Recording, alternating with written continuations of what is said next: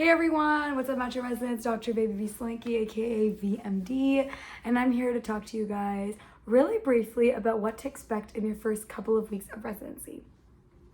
Now, obviously, this topic is very vast, but it also very much depends on a few things: your residency specialty, what rotation you're starting on.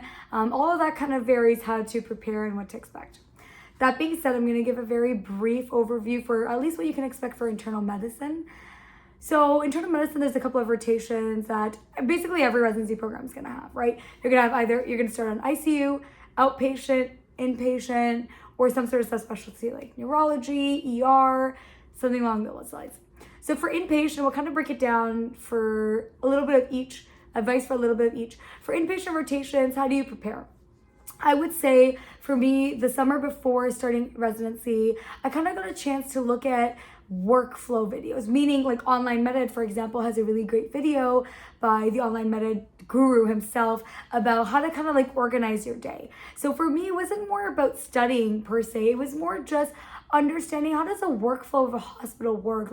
And those are things you can ask your residency program beforehand too when you get your schedule. Like, am I going to have to do admissions? How many admissions am I going to have to do? What is like a good acronym I should make when I'm doing my workflow for the day? For example, for us, I like to say consults first, do your orders, do the to-do tasks for the day, then do your notes last. Don't forget to add on AM labs. So things like that, just knowing the workflow of a day. How does the inpatient rotation work? And if you do want to study, I would kind of go over the bread and butter topics of admissions. And you can look those up on American Academy of Hospitalists, as well as, again, Online Med has some great videos of the bread and butter: CHF exacerbation, osteomyelitis, asthma exacerbation, COPD, things that you generally see admitted. However, my go-to is enjoy the time off you have before residency. Don't really study.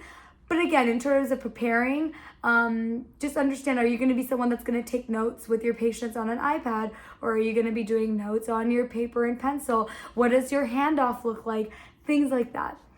When it comes to ICU, in terms of preparing, I think it's not a bad idea to go over the basics of ICU. And a resource that I really like for that is the Internet Book of Critical Care Medicine, aka the Internet Book of ICU. You can literally Google that.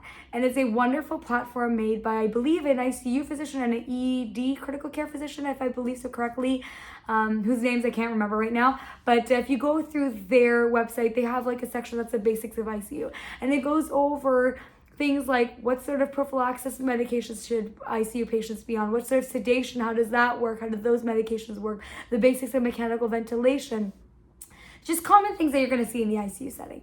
So I think that's a great place to start if you want to really prep for the ICU. Same thing, as an intern, it's good to understand what is a workflow like, right? Like, how many patients am I going to be taking care of on an ICU? What does the ICU nights look like, right? Like, is my senior going to be admitting? What is my role? How do I do that? Also, it's not a bad idea, because ICU is also very procedure heavy. That's where you're going to get your hands kind of in the game, get them dirty. It's not a bad idea to YouTube central lines, whether that's jugular, femoral, looking at what an A-line is, and G-tube placement, just to get an idea of, hey, you know what, you don't have to know how to do it right away, because that's all hands-on application knowledge, but just understanding what's the process of doing that. Jumping hoops into outpatient medicine. How do you prepare for outpatient medicine? That's kind of my passion. That's where my heart's at. I love primary care. To prep for outpatient practice, I genuinely think this is more of learning how to talk with your patients, learning skills like motivational interviewing, probing, getting the gist of H&P. Also, this is not a bad idea to practice physical exams, because, depending on how busy your outpatient practice is in your specific residency programs, things can go very fast for certain residency programs. For example, in mine, I started off intern year seeing 3 to 4 patients a day, slowly built up to that. But still, it's difficult when you're starting out, because you're still trying to get a feel of how am I going to do my interviews, do the physical exam, and then learn the EMR system at the same time. So it's not a bad idea to kind of refresh your memory on how to do a pertinent / full physical examination, but more so remembering skills of how to conduct a good H&P is good for outpatient practice.